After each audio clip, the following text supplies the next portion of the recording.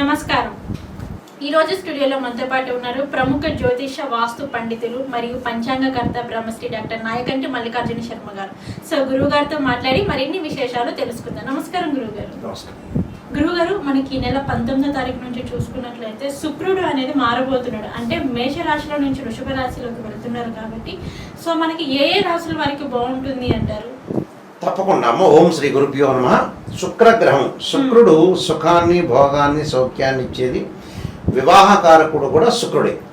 ఈ శుక్రగ్రహం యొక్క అనుకూలత అనేది ఎవరికైనా ఉండాలి. అంటే వివాహం అనేది జరిగితేనే సంతానం కలుగుతుంది. వివాహం లేదు అనుకో మనిషి డబ్బులు సంపాదించడం కూడా దండగే. అంటే సంతానం ఉంది అనంటేనే డబ్బుల యొక్క ప్రాధాన్యత ఉంటుంది. అంటే ఒక సృష్టి ధర్మం లాంటిది. అంటే సుఖాన్ని భోగాన్ని సౌఖ్యాన్ని కళలకు సంబంధించింది శుక్రగ్రహం. అంటే వీనస్ ప్లానెట్ అనేది రిప్రజెంటివ్ చేసేవన్నీ కూడా మ్యాటర్ స్టేటస్ని రిప్రజెంటివ్ చేసే ప్లానెటే శుక్రుడు. శుక్రగ్రహం అనేది అనుకూలంగా ఉంటేనే వివాహం జరుగుతుంది. వివాహం తర్వాత సంతానం కలిగే అవకాశం ఒకటి ఉంటుంది. అంటే ఏ తల్లిదండ్రులైనా డబ్బు సంపాదిస్తున్నాడంటే పిల్లల గురించే. అంటే శరీరంలోంచి ఆనంద ధాతు హృదయంలోంచి కదిలితే సంతానం కలుగుతుందని శాస్త్రంలో చెప్పబడింది. శుక్రుడు ఏదైతే వృషభ రాశిలో ఉండటం వల్ల, వృషభ రాశిలోకి మారటం వల్ల కొన్ని ప్రత్యేకమైన విషయాలనేవి ఒకటి ఉంటుంది. అంటే శుక్రుడు సంబంధించిన ఇక్కడ శుక్రుడు వల్ల కొన్ని రాజయోగాలు కలుస్తాయి. అంటే ఇక్కడ వృషభ రాశిలో ఈ నెలలో శుక్రుడు, గురువు, రవి కొన్ని గ్రహాల యొక్క సంచారం జరుగుతుంది. ఇక్కడ ఆ సంచారం వల్ల ఏంటంటే కొన్ని శుభయోగాలు జరిగే అవకాశాలు ఎక్కువ ఉంటాయి. ప్రత్యేకంగా మనం శుక్రగ్రహాన్ని తీసుకున్నాం అనుకోండి, మేషరాశి వాళ్ళకి ఎలా ఉంటుంది అంటే శుక్రాదిత్య రాజయోగం వల్ల కాంట్రాక్టులు చేతికి రావటం ఒకటి, ఫైనాన్షియల్ పరంగా ఆర్థికంగా ప్రయోజనాలు కలగటం ఒకటి, అలానే ఆర్థిక పరిస్థితులు కూడా బాగా మెరుగుదల జరిగే అవకాశాలు ఎక్కువగా ఉంటాయి. అలాగే కొన్ని సమస్యలు కూడా పరిష్కారం కావటం, ఆ పరిష్కారంతో పాటు కొన్ని కోరుకున్న కోరికలన్నీ కూడా నెరవేరటం, వివాహం కాని స్త్రీ పురుషులందరూ కూడా వివాహం జరిగే అవకాశాలు ఎక్కువగా ఉంటాయి. సాధారణంగా గోచారీత్యా శుక్రుడు 1, 2, 4, 5, 8, 9, 11 స్థానాల్లో శుక్రుడు ఉంటేనే శుక్రబలం ఉన్నట్టు అర్థం. అంటే శుక్రుడు గోచారీత్యా అనుకూలంగా ఉంటాడని అర్థం. అయితే ఇక్కడ వృషభ రాశిలో 1వ స్థానంలో శుక్రుడు ఉంటే మంచిదే. అప్పుడు వాళ్ళకి అనుకున్న పనులన్నీ కూడా నెరవేరుతాయి. అలానే వృషభ రాశి వాళ్ళకి మంచిది. అలానే ఇక్కడ మిగతా రాశులు మనం చూసామనుకోండి, వాళ్ళకు కూడా కొంత అనుకూలమైన ఫలితాలనే వస్తాయి. దానికి ముఖ్యంగా మనం చూడాల్సిన పని ఏంటంటే 1, 2 నేను ఇందాక చెప్పినట్టుగా 4, 5, 8, 9, 11 రాశుల వాళ్ళు ఎవరైతే ఉంటారో వాళ్ళకి అనుకూలమైన ఫలితాలు ఉంటాయి. ఇప్పుడు మేషరాశి వాళ్ళకి మంచి ఫలితం ఉంటుంది. అంటే మేషరాశి వాళ్ళకి కాంట్రాక్ట్లు లభించడం, వ్యాపార పరంగా అనుకూలంగా ఉండటం, పనులలో ముందుకు వెళ్ళటం, ఉద్యోగ పరంగా అనుకూలంగా ఉండటం, ప్రతి పనిలో కూడా చాలా అద్భుతమైన రిజల్ట్స్ వచ్చే అవకాశాలు ఎక్కువ ఉంటాయి. చాలా అద్భుతంగా ఉంటుంది. ఎవరికి? మేషరాశి వాళ్ళకి అనుకూలంగా ఉంటుంది. అలాగే వృషభ రాశి వాళ్ళకు కూడా వివాహ ప్రయత్నాలు సఫలీకృతం కావటం, ప్రతి పనిలో కూడా ముందుకు వెళ్ళటం, జాప్యం లేకుండా ఉండే అవకాశం ఉంటుంది. ఆదాయ మార్గాల ద్వారా కూడా అనుకూలంగా ఉండటం, కొన్ని శుభవార్తలు వినటం ఒకటి, ఉద్యోగ ప్రయత్నాలు సఫలీకృతం అయ్యే అవకాశాలు ఎక్కువగా ఉంటాయి వృషభ రాశి వాళ్ళకి. అలానే మిగతా ముఖ్యంగా మనం మిథునము, కర్కాటకం తీసుకున్నాం అనుకోండి, కర్కాటక రాశి వాళ్ళకి 11వ స్థానంలో శుక్రుడు యొక్క సంచారం. కర్కాటక రాశి వాళ్ళకి పొలాలు అమ్ములు పోవటం, ఆర్థిక పరంగా లోటు లేకుండా ఉండటం, నూతన వ్యాపార భాగస్వామ్యం కలిసి వచ్చే అవకాశం ఉంటుంది, వివాహ ప్రయత్నాలు సఫలీకృతం కావటం, సంతానం కలిగే అవకాశాలు బాగా ఎక్కువగా ఉండటం, కొన్ని శుభవార్తలు వినే అవకాశాలు ఎక్కువగా ఉంటాయి. అంటే వాళ్ళ కర్కాటక రాశి వాళ్ళకి 11వ స్థానంలో ఉంది కాబట్టి చాలా మంచి ఫలితాలు జరుగుతాయి.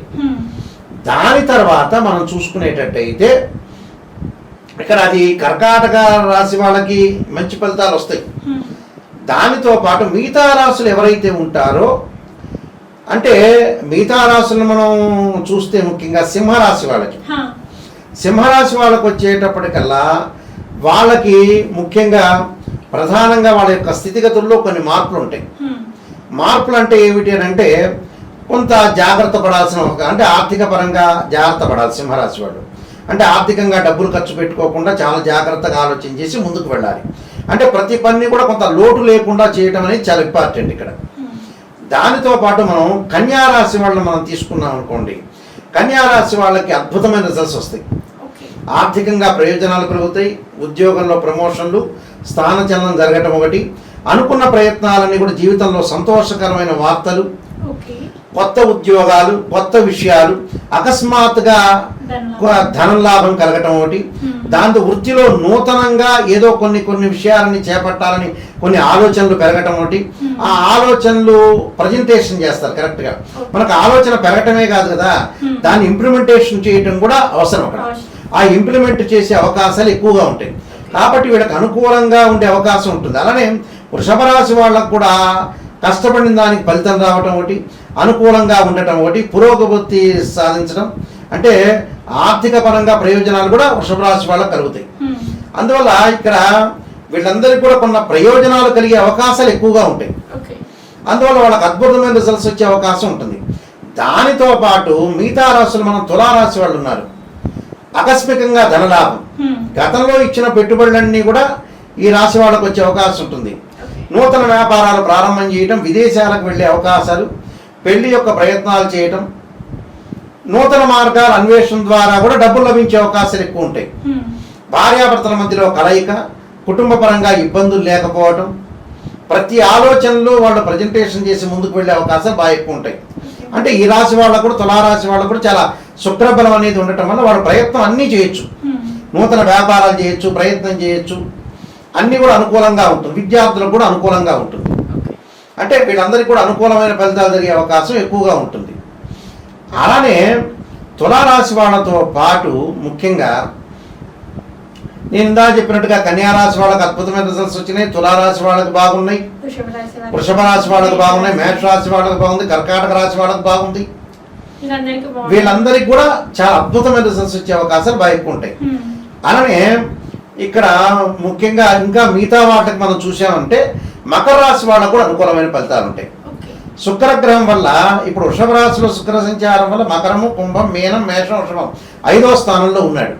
5వ స్థానంలో కూడా సంతాన పరంగా ఇబ్బందులు లేకపోవటం, మంచి సంతానం కలిగే అవకాశం ఉంటుంది, విందులు వినోదాల్లో పాల్గొనే అవకాశాలు ఉంటాయి. వృత్తిరీత్యా వీళ్ళకి అవార్డులు, రివార్డులు, ప్రశంసలు రావటం ఒకటి, వ్యాపార పరంగా ముందుకు వెళ్ళొచ్చు, ప్రయాణాలు చేసే అవకాశాలు ఎక్కువ ఉంటాయి. అంటే ప్రతిదీ కూడా వాళ్ళొక గమ్యం అనేది దొరికే అవకాశం ఉంటుంది. అంటే నేను ఇలా చేయాలి, గతంలో ఏదైతే గమ్యం లేదో, దారి అనేది కనపడదో, ఇప్పుడు దారి కనపడే అవకాశాలు ఎక్కువ ఉంటాయి. ఆర్థిక పరంగా ప్రయోజనాలతో పాటు ఏదో దారి కనపడాలిగా, దారి కనపడే అవకాశాలు ఎక్కువ ఉంటాయి. పిల్లల ద్వారా కూడా కొన్ని శుభవార్తలు వినే అవకాశాలు, పిల్లల యొక్క పెళ్లిళ్లలో కూడా పాల్గొనే అవకాశాలు ఎక్కువగా ఉంటాయి. అంటే ప్రధానంగా వాళ్ళ యొక్క స్థితిగతులు మారిపోయే అవకాశాలు ఎక్కువగా ఉంటాయి. అది మంచిదేగా, దానివల్ల మంచి ప్రయోజనాలు జరిగే అవకాశం అనేది ఎక్కువ ఉంటుంది కదా. అలానే కుంభరాశి వాళ్ళకు కూడా మంచి ప్రయోజనాలు జరుగుతాయి. కుంభరాశి వాళ్ళకి ఆర్థిక పరంగా ప్రయోజనాలు బాగా జరుగుతాయి. అంటే అనుకున్న విషయాల్లో ముందుకు ఛేదించే అవకాశాలు ఎక్కువ ఉండటం ఒకటి, ప్రతి ఆస్తులు కలిసి వచ్చే అవకాశాలు, ఆకస్మికంగా కొంత ధనలాభం కలగటం, బంగారు ఆభరణాలు, అలాగే కార్లు, వాహనాలు కొనుగోలు చేసే అవకాశాలు బాగా ఎక్కువ ఉంటాయి. అలాగే ధనుసు రాశి వాళ్ళకు కూడా కలిసి వచ్చే అవకాశం ఉంటుంది. జీవితంలో పోటీ పరీక్షల్లో ఎదుర్కొనే అవకాశం ఎక్కువ ఉంటుంది. పురోగాభివృద్ధి కలగటం ఒకటి, వైవాహిక జీవితంలో ఆనందము, బంగారు ఆభరణాలు, దుస్తులు కొనుగోలు చేసే అవకాశాలు మెండుగా ఉంటాయి.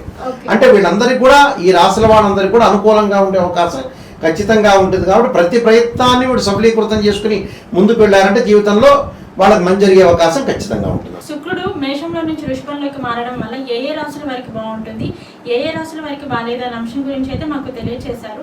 మనకి చెప్పారు మీరు 6 రాశుల వారికి చాలా అద్భుతంగా ఉంటుందని చెప్పేసి. సో మనకి ఎంత బాగున్నా కానీ బట్ ఎక్కడో ఒక చోట చిన్న దోషమైనా ఖచ్చితంగా ఉంటుంది. సో దానికి వారు ఈ 6 రాశుల వారు ఎటువంటి పరిహారాలు చేసుకుంటే బాగుంటుంది? ఈ మేషాది ద్వాదశ రాశుల వాళ్ళందరూ కూడా శుక్రగ్రహం యొక్క అనుకూలతకి లక్ష్మీదేవిని ప్రార్థన చేయాలి. అన్ని రాసుల వాడు అంటే పాదరసపు లక్ష్మీ గణపతి ఒకటి ఉంటుంది.